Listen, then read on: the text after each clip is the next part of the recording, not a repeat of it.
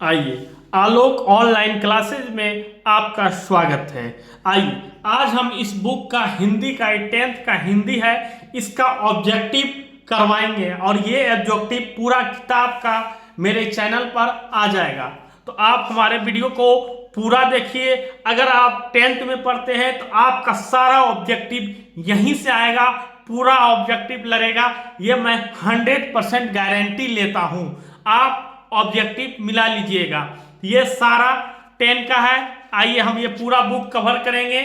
पूरा बुक हिंदी का है, ये हम पूरा बुक आपके सामने कवर करने वाले हैं। आइए ऑब्जेक्टिव देखिए क्या है। पहला क्वेश्चन, आइए आप देखते जाइए एक एक कर।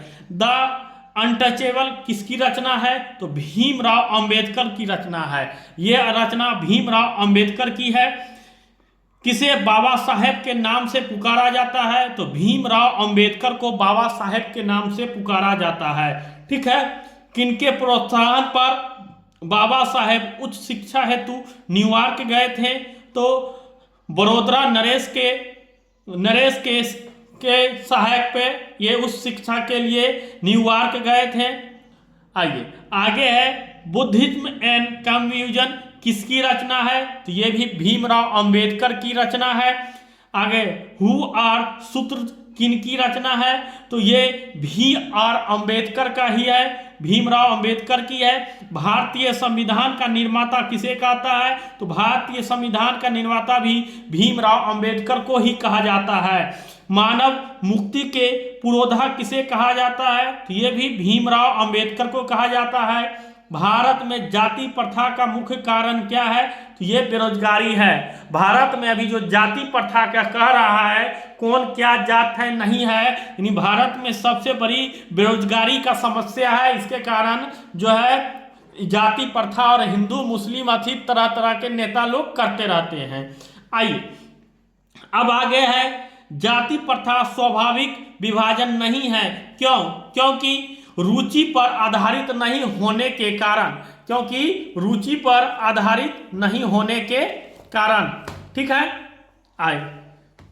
आइए आगे देखिए कह रहा है, आगे क्या है? आदर्श समाज स्वतंत्र समानता और भ्रातृत्व पर आधारित होगा, यह किसने कहा था? यह भीमराव अंबेडकर जी का कहे थे।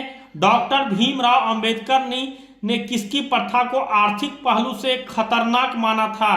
तो ये जाति प्रथा का चला था। आइए, जाति प्रथा श्रम विभाजन के साथ साथ किसका रूप ले लिया है? श्रमिक विभाजन का। किसका रूप ले लिया है? ये श्रमिक विभाजन का रूप ले लिया है। आइए यहां से देखिए, आपको पूरा हम क्या है, पहला चैप्टर का श्रम विभाजन और जाति प्रथा का पूरा हम आज आपको खत्म कर रहे हैं। ठीक है। आपको प्रत्येक क्वेश्चन हम यहाँ पे बता रहे हैं। आगे देखिए, श्रम विभाजन और जाति प्रथा के लेखक कौन है? बाबा साहेब भीमराव अंबेडकर हैं। लेखक के दृष्टि से विवंडन की बात क्या कही गई है? तो ये जातिवाद के पोशाकों की क्या है, कमी नहीं है। चलिए आगे देखिए, आगे क्या है? लेखक की दृष्टि से आदर्श समाज कैसा होना चाहिए? तो जिसमें स्वतंत्रता, समानता और का अभाव होना चाहिए। ठीक है।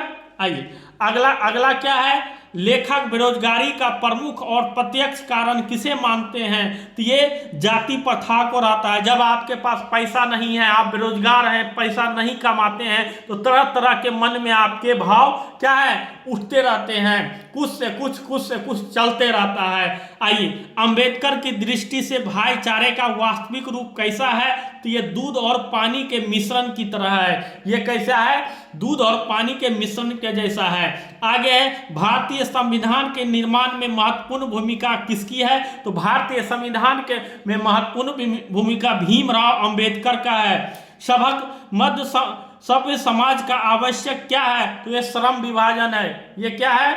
श्रम विभाजन है। चलिए आगे, निम्नलिखित रचनाओं में से कौन सी रचना डॉक्टर भीमराव अंबेडकर की है? तो ये इनमें से सभी रचना है डॉक्टर भीमराव अंबेडकर के। The kinds in India, who are सूत्र और the untouchable, you are they, ये सारा क्या है? भीमराव अंबेडकर का रचना है। आधुनिक सभ्य समाज श्रम विभाजन को आवश्यक क्यों माना जाता है, मानते हैं? तो कार्य कुशलता के लिए मानते हैं। इसे क्यों मानते हैं? कार्य और कुशलता के लिए हम मानते हैं। आइए अगला क्वेश्चन है, श्रम विभाजन और जाति प्रथा पाठ बाबा साहेब अम्बेडकर के किस भाषण का संपादिक अंश है? तो एनिहिलेशन ऑफ कास्ट। ठीक है, आइए आगे आप है, प्राथमिक शिक्षा प्राप्त करने के बाद अंबेडकर उच्च शिक्षा प्राप्त करने के लिए कहाँ गए थे? तो उन्होंने न्यूयॉर्क गए थे। जब शिक्षा पूरी कर लिए थे तो वो आगे चल के कहाँ चल गए थे? न्यूयॉर्क चल गए थे। ठीक है, आइए आगे आपको है देख आगे हम फिर आपको अगला बता रहे हैं। चलिए देखिए, अंबेडकर के चिंतन व रचनात्मक के लिए प्रेरित व्यक्ति कौन थे? तो सारा थे, मतलब बुद्ध थे, कबीर जी थे, ज्योतिबा फूले थे, इनमें से सभी थे, उनके प्रेरणादायक स्रोत थे।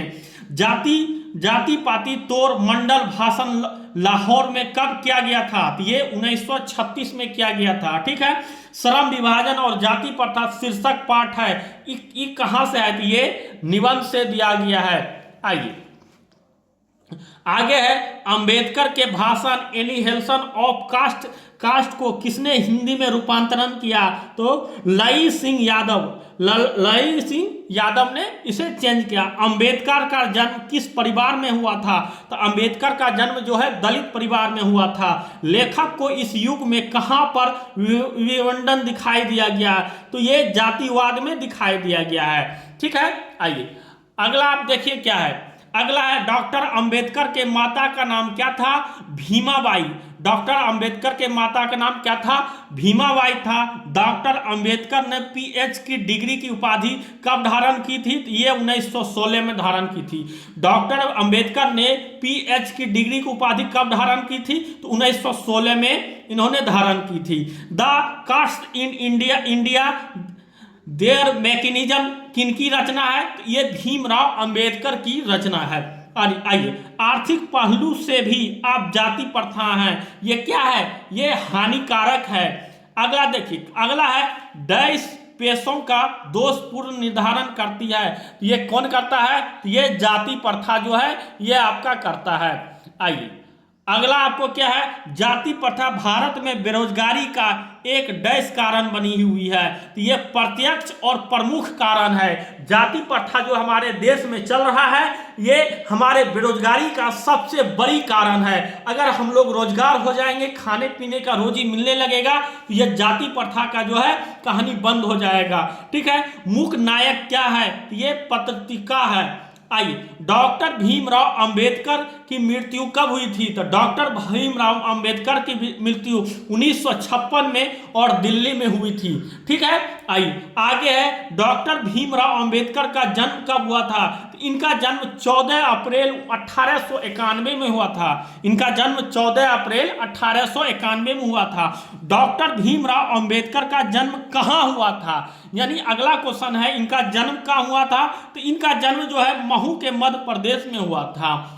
डॉक्टर भीमराव अंबेडकर का जन्म महू के मध्य प्रदेश में हुआ था। और आइए अब अगला क्वेश्चन है आपके सामने, डॉक्टर अंबेडकर ने किसकी पत्रिका का संपादन किया था? तो इन्होंने बहिष्कृत भारत पत्रिका का क्या किया था? संपादन किए थे इन्होंने। ठीक है, आइए अगला क्वेश्चन है, डॉक्टर अंबेडकर का वाङ्मय हिंदी में कितने खंडों में प्रकाशित हो चुके हैं? तो कितने खंडों में प्रकाशित हुए हैं? तो आइए हम बताते हैं, ये 21 खंडों में टोटल क्या है? प्रकाशित हुए थे। अगला है, आधुनिक मध्य समाज कार्य कुशलता के लिए किसे आवश्यक मानता है? इन्होंने श्रम विभाजन को आवश्यक मानता है। आइए अगला क्वेश्चन है, डॉक्टर अंबेडकर का पिता का नाम क्या था? तो डॉक्टर भीमराव अंबेडकर का पिता का नाम था रामजी सकपाल। डॉक्टर भीमराव अंबेडकर का पिता का नाम क्या था बच्चों?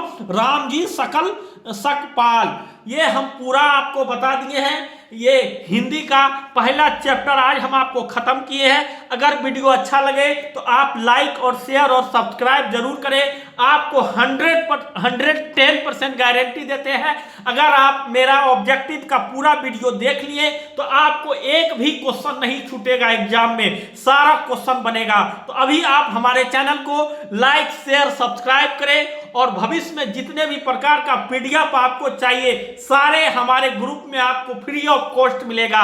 इसलिए आप जितना जल्दी हो सके आपका जो भी मित्र भाई बहन रिलेशन में 10 का पढ़ाई करते हैं आप हमारे चैनल को लाइक शेयर एवं सब्सक्राइब करें। जय हिंद जय भारत।